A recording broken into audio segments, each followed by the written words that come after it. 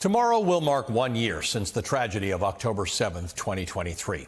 Much remains unresolved in a part of the world where living without resolution is commonplace. Neither Palestinians nor Israelis should be punished, kidnapped, or killed for the misdeeds of their governments, or those of the worst among them, or those who came before them. I had hoped in the days since October 7th that things would have improved in that part of the world and in the way we discuss it here in America. But hearts have expectedly hardened, and the collective dehumanization that preceded October 7th is worse than it was a year ago. We're not meaningfully better at even discussing this fraught issue, let alone at striving to solve it.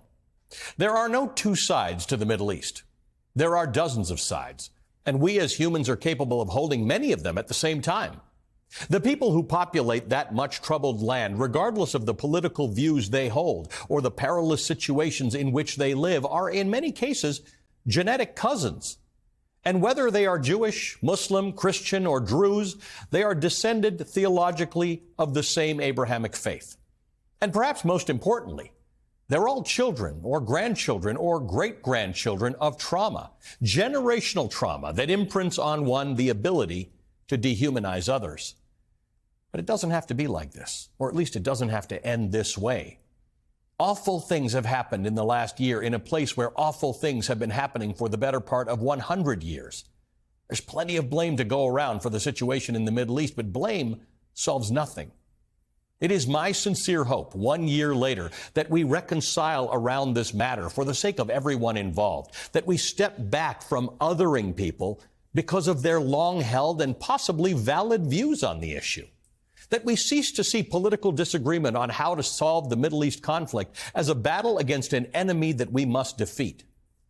Noga Tarnopolsky, the Israeli journalist who was on air with us a year ago, reminded me that the problem with competing dialogues, the sort of which we've occupied for the last year, is that while they might be intellectually or emotionally satisfying, they're fundamentally unproductive. Noga believes we should resist the urge to privilege whatever narrative occupies space in our brains and replace it with the difficult truths that exist on the ground. We must admit facts that inconvenience our ideological positions for the sake of those who continue to suffer and to die and to live in fear.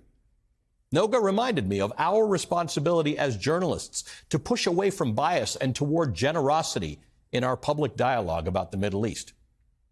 Diana Buttu, a Palestinian lawyer who was also on air with us 1 year ago as this was all unfolding, added that the ability to move forward in the region relies on a universal recognition of the most basic and fundamental rights of humans, all humans. So my wish is that in this coming year, we collectively understand that the region is beset by terrible governance, institutions that are not broadly supported by citizens, and a whole lot of really bad actors.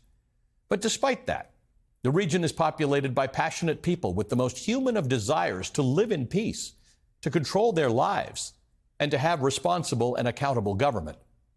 These are people who hold a multitude of political opinions across the entire political spectrum, much like we do in the United States. Imagine if those various and multiple views could be well debated both here and there, within a context that allows people of vastly divergent political persuasions to live peacefully, either among or adjacent to one another. We're in the middle of the Days of Awe on the Jewish calendar, where we aim to get written into the book of life for the next year.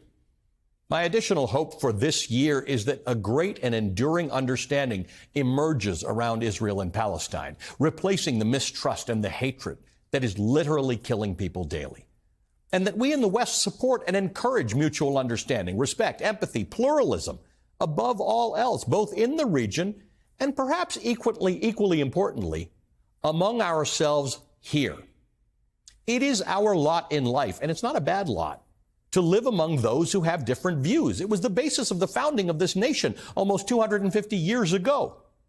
When we get it right, which we sometimes do, it is America's finest and most valuable export. Now, don't misunderstand me. I know this isn't simple, and there are a lot of non-starters to this conversation. But a very tough conversation is better than no conversation at all, which is largely where we've arrived.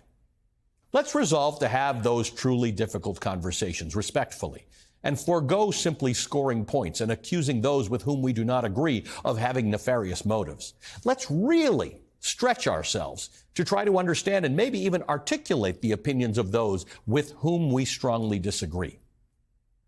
I'm not suggesting that anyone sacrifice their views or their strongly held beliefs, nor that we overlook atrocities. But this is a call to let go of our prejudices and our preconceived notions. It's a call to seek a solution above seeking to be right. For my part, I'm going to contribute to having even better conversations with more people from a broader spectrum of perspectives on the Middle East than I've had until now. It's not going to be easy, but nothing ever is as it relates to that part of the world. The Jewish-American poet Muriel Rukeyser wrote, "If we look long enough and hard enough, we will begin to see the connections that bind us together. And when we recognize those connections, we will begin to change the world." End quote. So, let's change the world. Let's redouble our efforts to look long and hard at one another, to validate one another without accepting opinions which we cannot countenance, to respect that conflicting ideas and opinions can be held without resulting in war and death and destruction.